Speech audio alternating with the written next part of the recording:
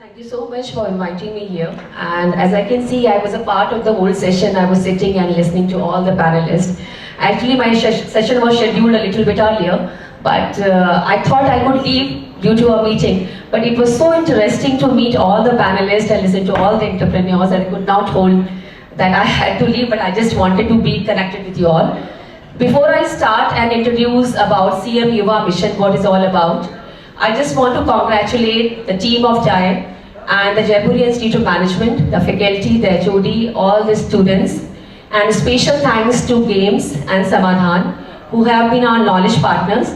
I will be just briefing you. मैं थोड़ा सा बस संक्षेप में आपको बताऊंगी कि मेरा विभाग MSME डिपार्टमेंट क्या कर रहा है एंटरप्रेन्योरशिप डेवलपमेंट के लिए और किस तरीके से हम आपकी मदद कर सकते हैं।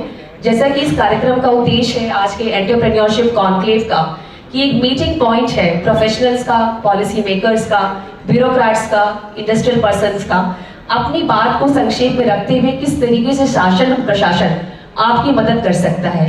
तो इसको डिटेल में टेकअप करने के लिए जो पीपीटी प्रेजेंटेशन है, हमारे बीच में अमित जी हैं जो डॉक्टर अमित सिन्हा जी, वो उसको पूरा पीपीटी प्रेजेंट करके आपको दिखाएंगे। But as I can see कि हर प्रोग्राम में लंच के पहले वाला सेशन थोड़ा सा अनफॉर्चुनेट हो जाता है क्योंकि भूखे पेट तो भजन भी नहीं होता, तो लेक्चर तो सुनना ज़्यादा ही मुश्किल है। कोई बात नहीं, जितनी ऑडियंस है मैं चाहूँगी कि उतने ही लोग अगर इस बात को सुनते हैं उसमें से 1% लोग भी एब्जॉर्ब करते हैं और एब्जॉर्प्शन के बाद उसमें से 1% लोग जो एब्जॉर्प्शन के जाते हैं कुछ उनके अंदर एंटरप्रेन्योरशिप को लेकर क्यूरियोसिटी जनरेट होती है, प्रोएक्टिवनेस आती है, तो my job will be done.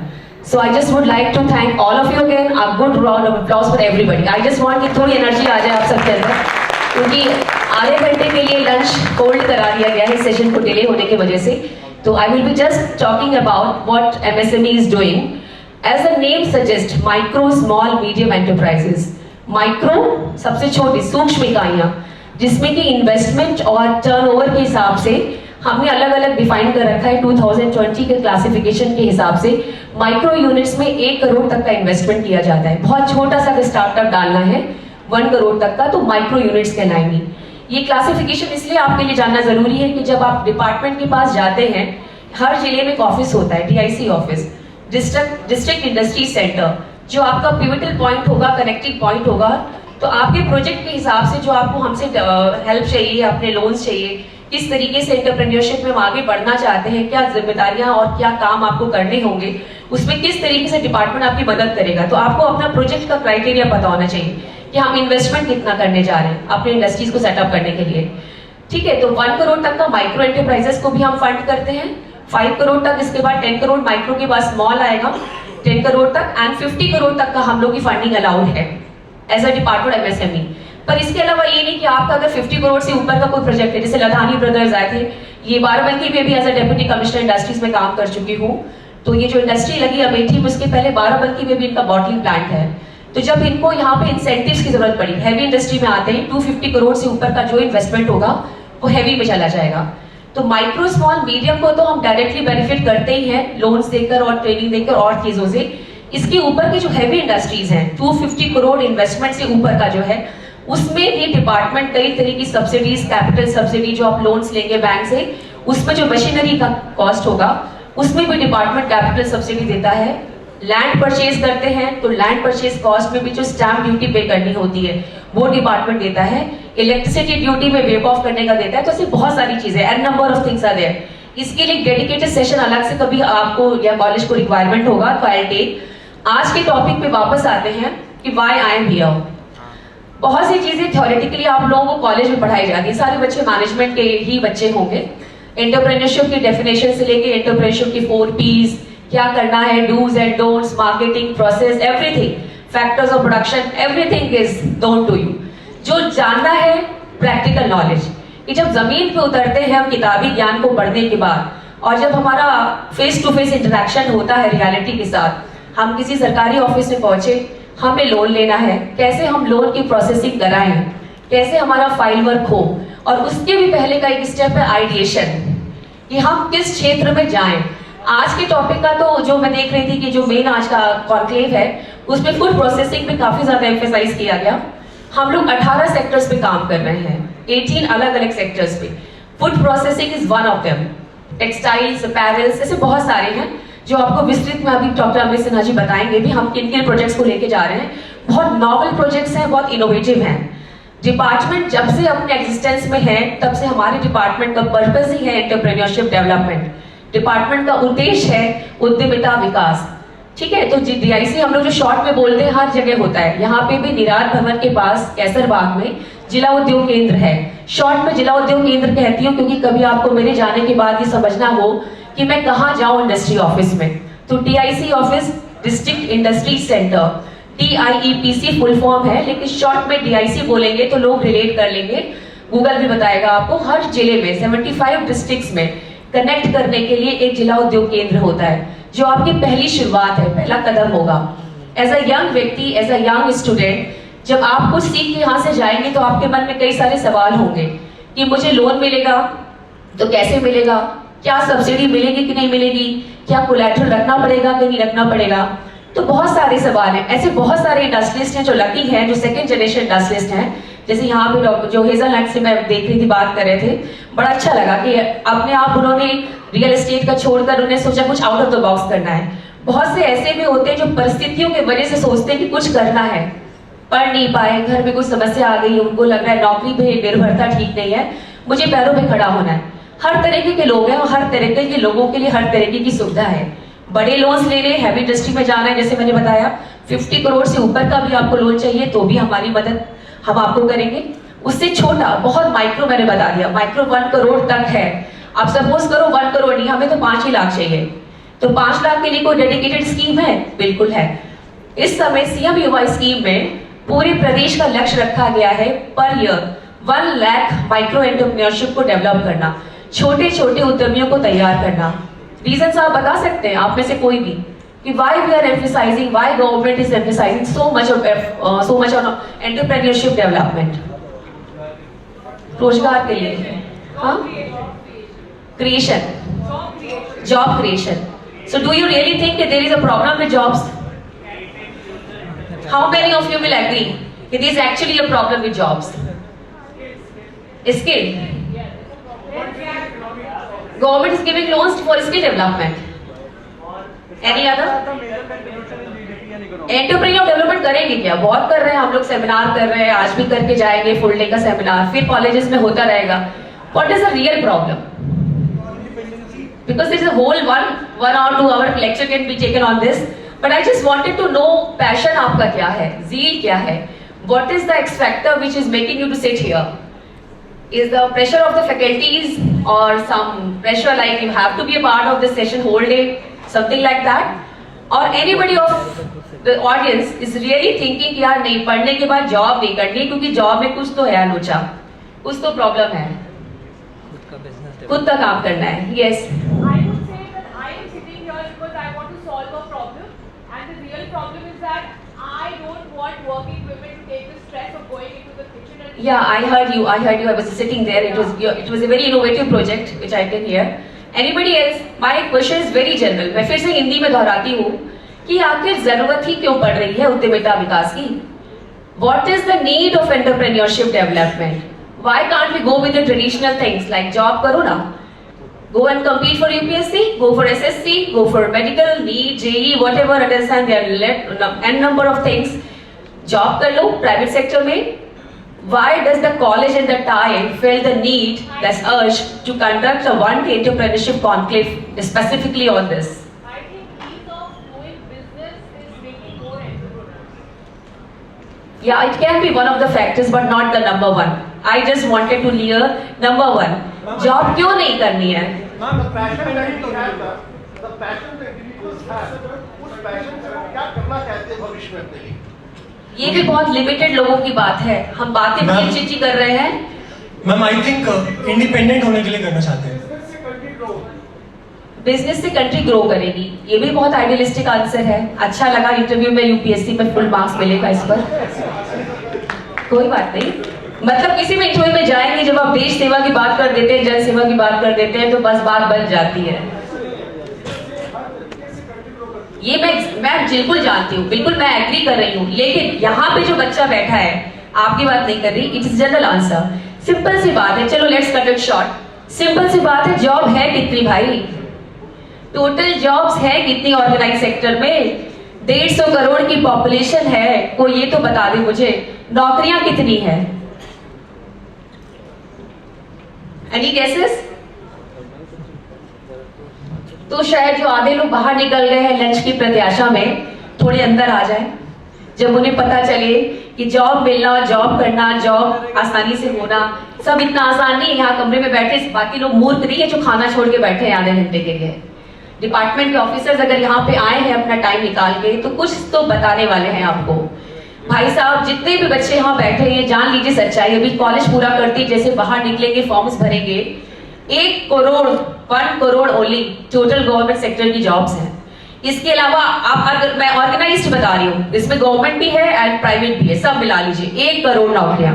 Unorganised sector को हम काउंट नहीं कर रहे हैं, सिर्फ ऑर्गेनाइज्ड PSUs में है, मल्टीनेशनल कंपनीज में है, सरकारी सेवाओं में है। शायद आप लोग नहीं जानते हो, मुझे 13 साल हो गया सरकारी नौकरी में। हमारे यहाँ कॉन्ट्रैक्चुअल पोस्ट तो निकलती है, अब सरकारी नौकरियां नहीं निकलती। Budget crisis, efficiency issues, man power retrenchment, जो भी आप समझ लीजिए, कॉन्ट्रैक्चुअल लोग हम रख रहे हैं। और हाल फिलहाल की एक मैं रिसेंट चीज बता दूं आपको, जिसका मैं पार्ट भी हूं। CM युवा ऑफिस में as a second rank officer I am leading this whole office. अभी CM युवा फेलोशिप के लिए एडवर्टाइजमेंट दिया गया था 160 पदों के लिए, 160 रिक्रूटमेंट हो रहे हैं, अभी चल रहा है। हर डिस्ट्रिक्ट में 2 ऑफिसर्स, 2 CM युवा फेलो रखे जाएंगे, जिनका प्रोफाइल होना चाहिए BTech, MBA, PhD। Preferentially we want them technically qualified होना चाहिए बंदा या बंदी को, कंप्यूटर साइंस आना चाहिए, टाइपिंग आना चाहिए, AI टूल्स आने चाहिए, इतने सारे हमने प्रेफरेंशियल चीजें रखी। एक्सपीरियंस का भी मार्क्स है। इंटरव्यूज चल रहे हैं जिसमें IAS लेवल के सीनियर मोस्ट ऑफिसर्स अभी इंटरव्यू कंडक्ट कराएंगे। आप पूछेंगे कि कितने आवेदन आए? 108 पदों के लिए 1000 आवेदन आए, ठीक है? तो रेशियो है 1:8, 1:7, 1:6।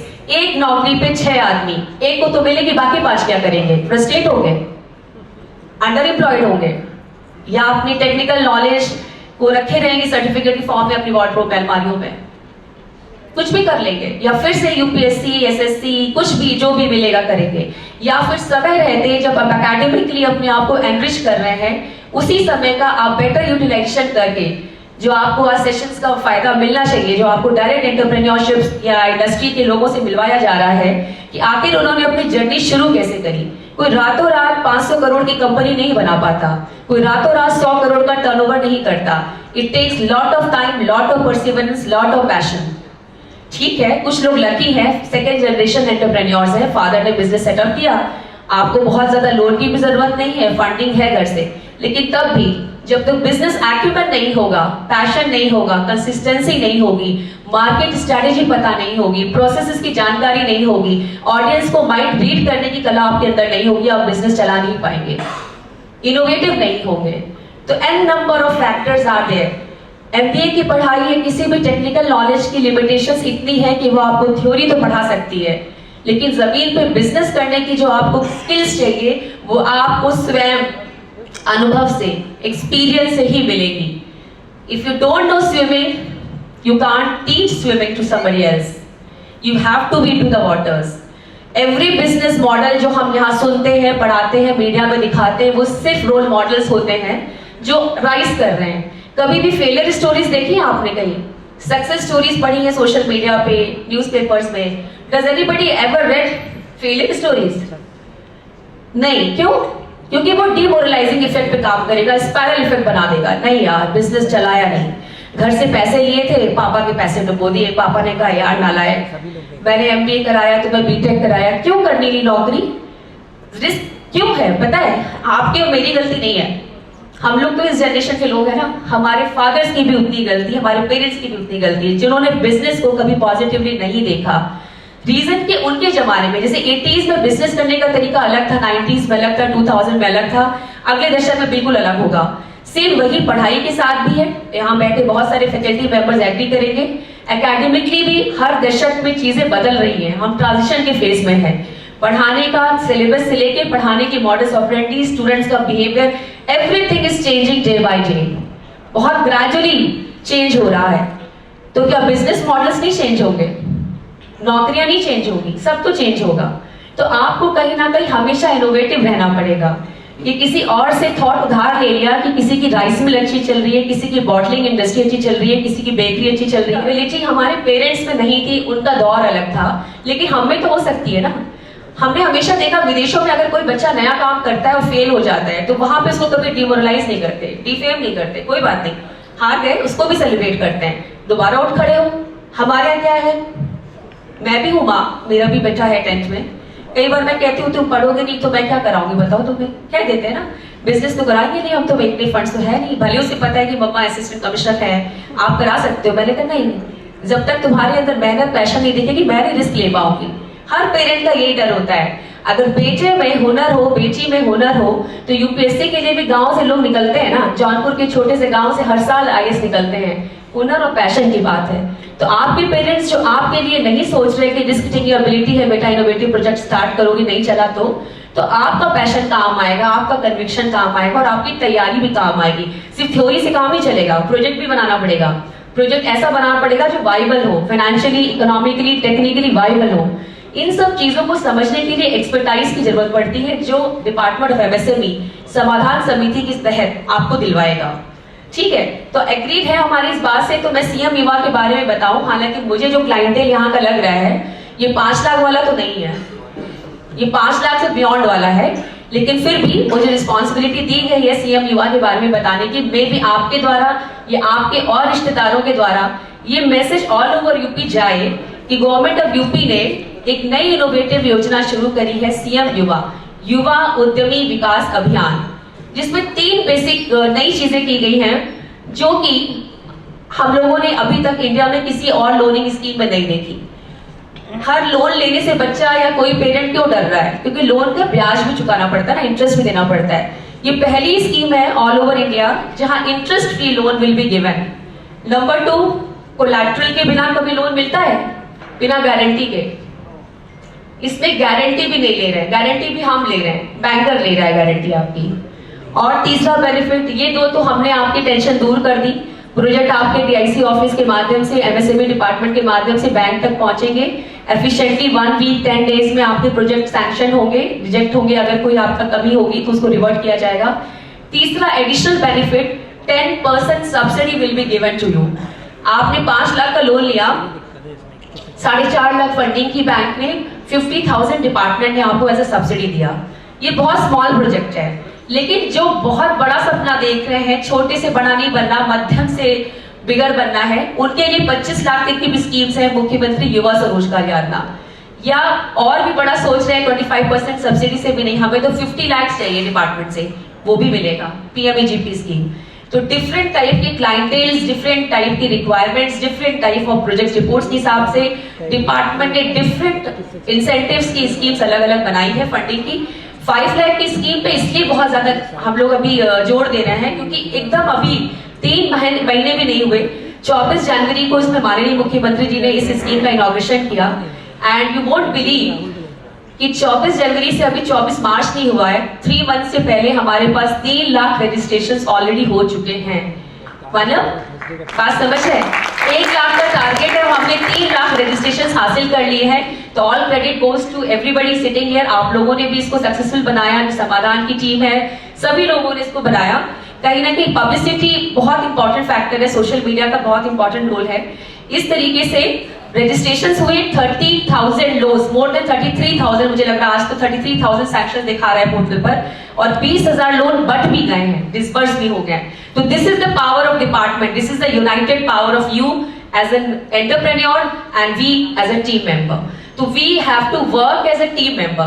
So I would request Dr. Amit ji, please come on the stage and short में अपने slides को दिखा दीजिए, जिससे कि इनको थोड़ी basic चीजें इनको पता चल जाए। ठीक है, as I have come to know that there is a time constraint, so I'm sorry, I will be sharing the presentation with all of you. You can take my number from Naveen ji, ठीक है, आद्या जी, he will provide my number. If anybody requires my help, I am sitting in निर्यात भवन। निर्यात भवन में ही मेरा office है, 1st floor पर, सीएम युवा का। अगर आपको फिर भी लगता है कि इस डिस्ट्रिक्ट में लखनऊ के अलावा भी ऑल ओवर यूपी आपको कहीं भी लग रहा है 5 लाख, 25 लाख, 50 लाख तक की कोई भी लोनिंग स्कीम में आपको एंटरप्रेन्योरशिप बनने में लोनिंग की रिक्वायरमेंट है या गाइडेंस की रिक्वायरमेंट है, you can approach me. I will connect you with all the district level officers. Thank you so much and God bless you.